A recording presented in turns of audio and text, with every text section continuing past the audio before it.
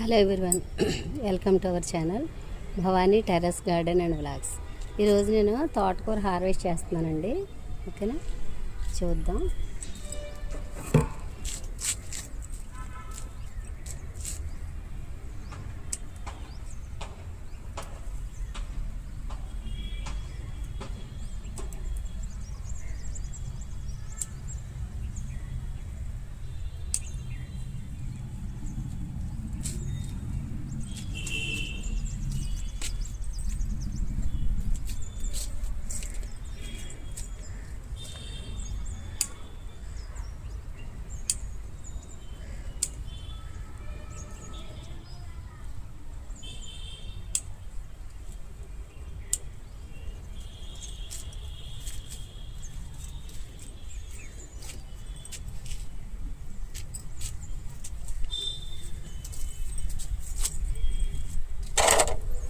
Terrace మీద organic తోటకూర కదండి, ఎంత రుచిగా ఉంటుందో. పప్పులో వేసుకున్నా, తాలింపు వేసుకున్నా, రెండింటికి కూడా సూపర్గా ఉంటుంది.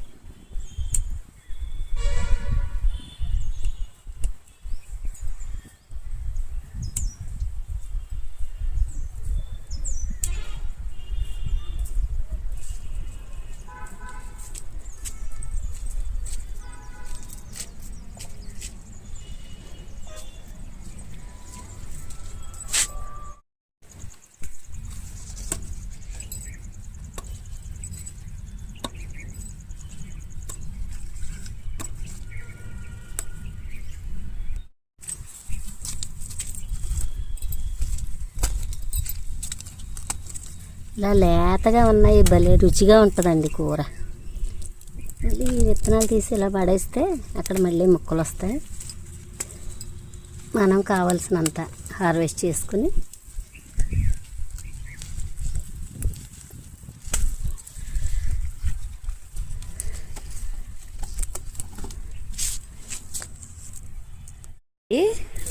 పసుపు అన్నమాట. పసుపు మొత్తం ఎండిపోయింది కదా, ఈ టబ్బని తీసేసేయాలి. అయితే నేను దీనిలో చామంతులు కూడా పెట్టాను కదా, చామంతులు కూడా కాస్త పాడైనవి. ఇవి తీసేసి వేరే చిన్న చిన్న డబ్బాల్లోనో కుండీల్లోనో వేస్తాను. ఇది పసుపు ఎంత వచ్చింది అనేది మీకు చూపిస్తాను. ఇదంతా తీయాలి, ఓకేనా. ఇలాగ ఎండిపోద్దండి పసుపు తయారైన తర్వాత. అల్లం కానీ పసుపు కానీ తయారైన తర్వాత ఇలా ఎండిపోతాయి అన్నమాట. పసుపు బాగా మొక్కలన్నీ ఎండిపోయినాయండి. ఒకసారి ఎంత వచ్చిందో చూద్దాం. ఈ టబ్ మొత్తం రివర్స్ చేస్తాను, ఎందుకంటే దీనిలోనే చామంతులు, తర్వాత ఇంకొక దొండతీగ పెట్టాను. ఆ దొండతీగ కేజీల కొద్దీ కాయలు ఇచ్చింది. చాలా చిన్నదే అయినప్పటికీ కూడా చాలా కాయలు ఇచ్చింది. అందుకని డిష్ రివర్స్ చేసి టబ్బు బోర్లించేసి మొత్తం అదంతా పసుపు ఎంత వచ్చిందో మీకు చూపిస్తాను. ఇప్పటివరకు నేను ఎప్పుడు పసుపు పండించలేదండి, ఇదే ఫస్ట్ టైము. అందుకని ఒకసారి చూద్దాం ఎంత పసుపు వచ్చిందో. తర్వాత ఒక టబ్లో అయితే అల్లం కూడా పెట్టాను. అది కూడా అల్లం మొక్కలు కూడా ఎండిపోయినాయి. ఒకసారి రేపు కానీ ఎప్పుడైనా అది కూడా నేను అది ఓపెన్ చేసి చూపిస్తాను.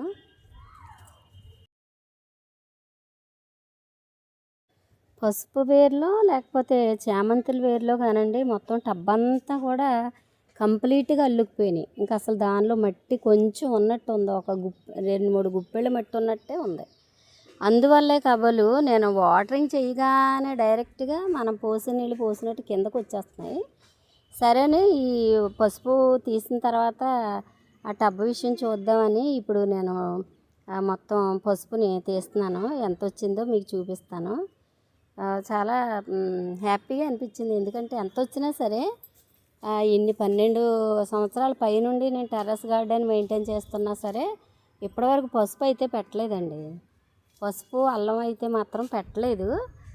అది ఎందుకో నెగ్లెక్ట్ చేశాను. ఇదేమో దొండతీగ చూడండి, అది దుంప వచ్చింది కదా, ఆ దుంపతో ఉన్నది ఇంకో చోట పాతి పెట్టుకుంటే మనకి బాగా కాయలు అది కాస్తూ ఉంటుంది అన్నమాట.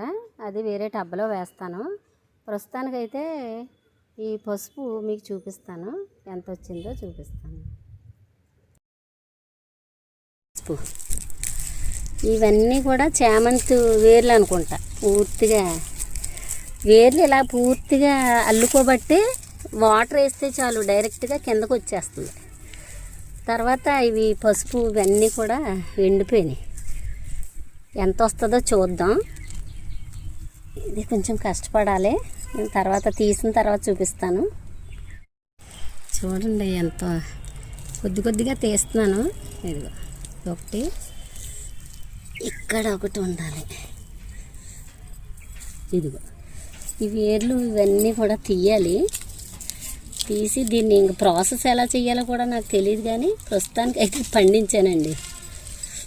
ఇగో చిన్నవి మళ్ళీ పాతి పెట్టేసుకోవచ్చట. ఈ వేర్లు అవి పాతి పెడితే మళ్ళీ పసుపు వచ్చేస్తుందని చెప్పారు. సరే చూద్దాం. ఇదిగో తర్వాత ఇది కూడా తీయాలి. కొంచెం ఇది తీయడం అయితే కష్టంగానే ఉంది నాకు. పర్లేదండి, బాగానే పండించాను. చిన్న దానిలో కనిపిస్తుందా? సరే నా బుజ్జి హార్వెస్ట్, పసుపు హార్వెస్ట్ ఎంత ఉందో చూసారా? ఇప్పటి వరకు నేను ఎప్పుడు పండించలేదు, ఇదే ఫస్ట్ టైము. వీటిని ఎండబెట్టి వాడాలా లేకపోతే ఏం చెయ్యాలనేది చూస్తాను. ఎంత వచ్చిందనమాట. అయితే ఈ చిన్నవి మళ్ళీ పాతి పెట్టేస్తే మళ్ళీ మొక్కలు వస్తాయి అన్నారు. లేదంటే ఇది పాతి పెట్టాలా నాకు ఐడియా రావట్లేదు. చూడండి కొమ్ము ఉంది, పసుపు కొమ్ము. అదిగో పెద్దది. ఇంత పెద్ద కొమ్ముతో ఎందుకులే అనిపిస్తుంది. చూద్దాం ఏం చెయ్యాలో. నా చామంతి మొక్కలన్నిటినీ వేరు చిన్న పాట్స్లో వేసేస్తాను. ఇంకా ఎలాగా ఇక నుండి పువ్వులు రావు కదండి.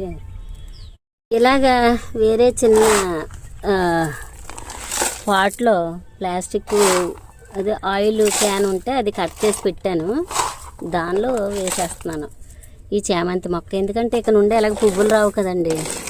ఇక అందుకని దీన్ని కేవలం సేవ్ చేయడానికే దీంట్లో వేస్తున్నాను అనమాట. వేసేసి ఓ పక్కన పెట్టేస్తే నెక్స్ట్ ఇయర్ వరకు అది అలా చక్కగా ఉంటుంది. ఆ పసుపు టబ్బులోంచి తీసిన దొండ తీగండి ఇది. ఆ టబ్బులోనే చాలా కాయలు కాసింది. ఇదిగో దీనిలో వేస్తున్నాను, కొంచెం పెద్ద టబ్బులో వేస్తున్నాను. కాకపోతే దొండపాతికి మీరు ఒకటి గుర్తు పెట్టుకోవాల్సింది ఏంటంటే అస్సలు మనం వాటర్ ఎక్కువ ఉంచకూడదండి. ఇది దుంప కదా, వాటర్ ఎక్కువైతే కుళ్ళిపోద్ది. చాలామంది దొండ తీగ బతకట్లేదు అంటారు, కానీ ఇదే కారణం. ఇలాగ పాతి పెట్టేసి మనం ఫస్ట్ ఏదో కొంచెం వాటర్ వేసి తర్వాత ఇది కోలుకునేంత వరకు మనం వాటరింగ్ చేయకూడదు అండి. బచ్చలి ఇదిగో ఇలా సీడ్స్ వస్తాయి.